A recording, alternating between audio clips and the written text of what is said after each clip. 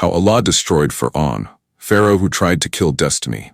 The palace was silent, but not peaceful. Silence in the court of Fir'awn was never peace. It was tension, the kind that waits for someone to breathe wrong. Gold pillars stretched to the ceiling, curtains heavier than armor hung across the walls. The air smelled of incense and fear. And in the center of it all stood a man who believed he owned everything. Not just land, not just people, even belief. "Look at me, Asiya."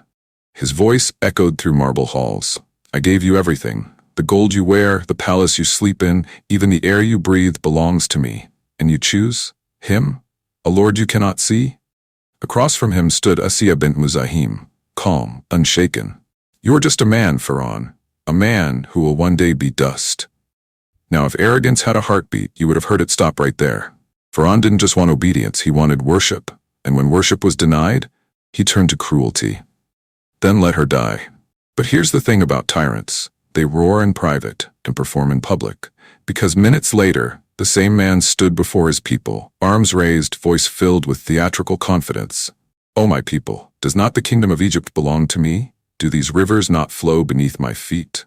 Imagine claiming ownership of a river. That's like someone today saying, "I invented oxygen. I am your highest lord." And the crowd? They believed. This wasn't just one man shouting nonsense. This was a system. Egypt at the time was a superpower. The Nile turned desert into gold, crops flourished, trade thrived. And at the center of that system sat Fir'awn. His word wasn't just law, it was reality.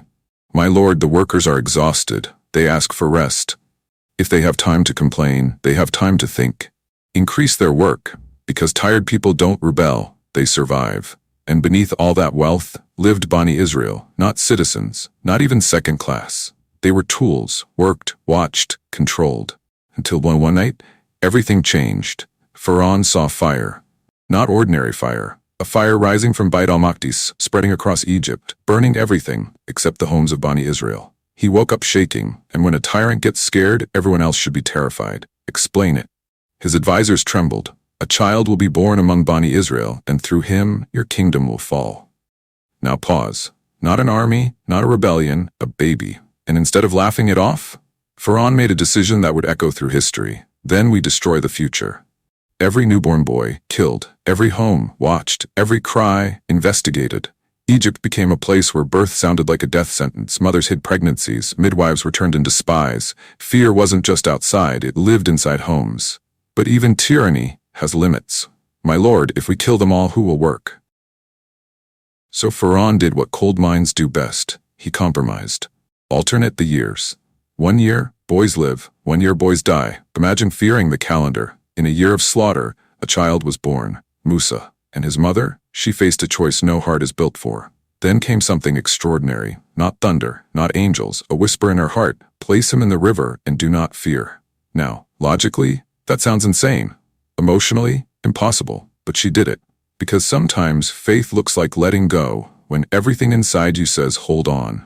The chest floated down the Nile, past danger, past death, until it reached the last place it should ever be, the palace of Fir'awn. A soldier opened the chest, a Hebrew boy. That should have been the end. But Asiya stepped forward. "Do not kill him, he may be a comfort for us."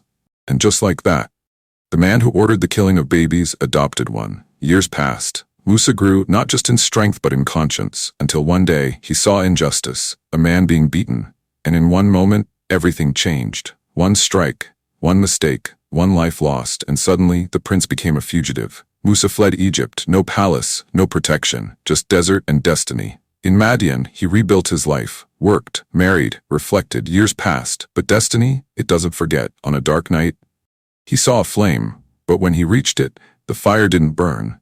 And then a voice called him, Musa. At that moment, the fugitive became a messenger. Musa walked back into Egypt, not as a prince, not as a runaway, but as a man carrying truth. "Release Bani Israel." Fir'awn laughed. "Show me proof." And when the signs came, fear entered the palace, but instead of submitting, Fir'awn changed the narrative. It's magic. A public showdown. Crowds gathered, magicians performed illusions so real. Even Musa felt it. Then came the truth. Reality swallowed illusion, and the magicians, they fell in prostration. "We believe in the Lord of Musa." Fir'awn was humiliated.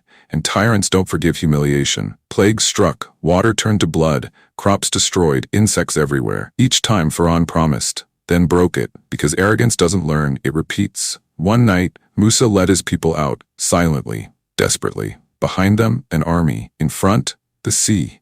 We're trapped. No, my Lord is with me. And then, the impossible happened. The sea opened. Fir'awn chased them, because arrogance always believes, I'll win this time. Until the sea closed, and in his final breath, I believe. But belief at the last second isn't belief. Today, the body of Fir'awn still exists, not as a king, but as a warning. The man who claimed to be God couldn't control his own breath. This story isn't just about a tyrant, it's about choices, small ones, repeated ones, until they become a destiny. So ask yourself, when truth stands in front of you, do you listen or do you look away? Because Fir'awn didn't fall in a moment, he fell one decision at a time. Let us know your thoughts in the comments below. Thank you for watching. Please like, share, and subscribe. Assalamu alaikum.